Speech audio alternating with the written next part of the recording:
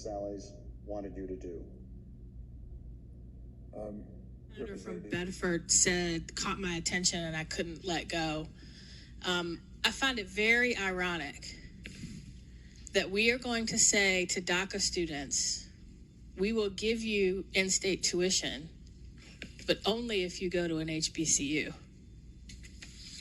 I find that highly ironic and kind of offensive. As much as I love HBCUs, grew up on the campus of an HBCU, but we have HBCUs because we told Black students, you can go to college in Virginia, but only if you go to a college that's limited to Black students.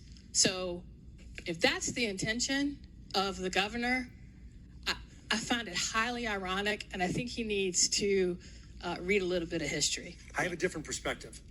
I've been down to Virginia State University probably 50 times. I've spoken and lectured in the classes down there. I have been taken around by Dr. Makola Abdullah, who is the president of Virginia State University, and have personally spoken with students who would not be there but for grants that have been given to them.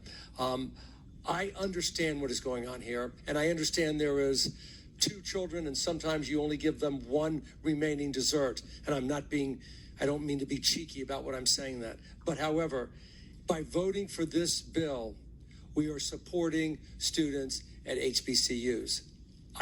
That's the bottom line. That's why I'm going to support it.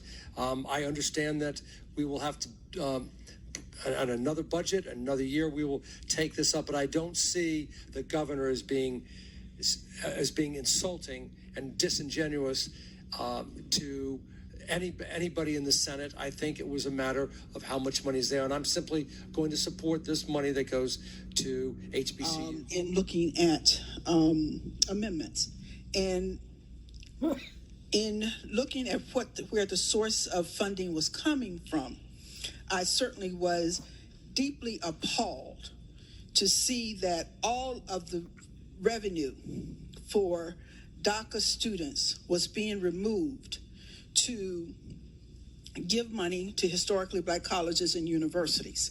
And as a graduate of an HBCU, one would say, certainly give money to HBCUs.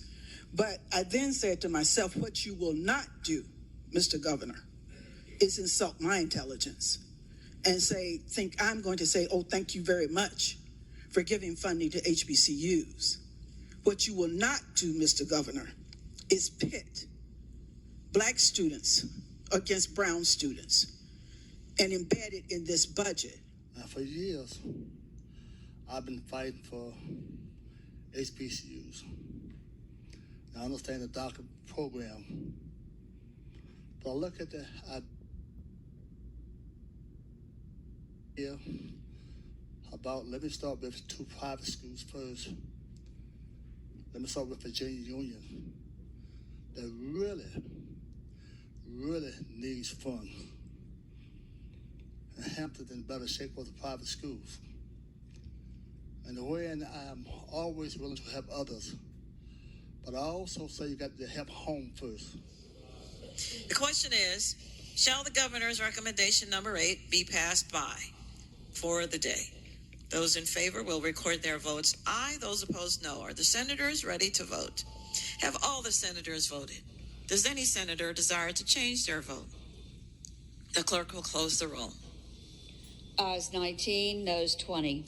Ayes 19, noes 20. The governor's recommendation is not passed by for the day. Senator Newman. Madam President, I move that amendment number 8 be agreed to. The question is, shall the governor's recommendation number 8 be adopted? Those in favor will record their votes aye. Those opposed, no. Are the senators ready to vote? Have all the senators voted? Does any senator desire to change their vote? The clerk will close the roll. Ayes 20, noes 19. Ayes 20, noes 19. The governor's recommendation is adopted.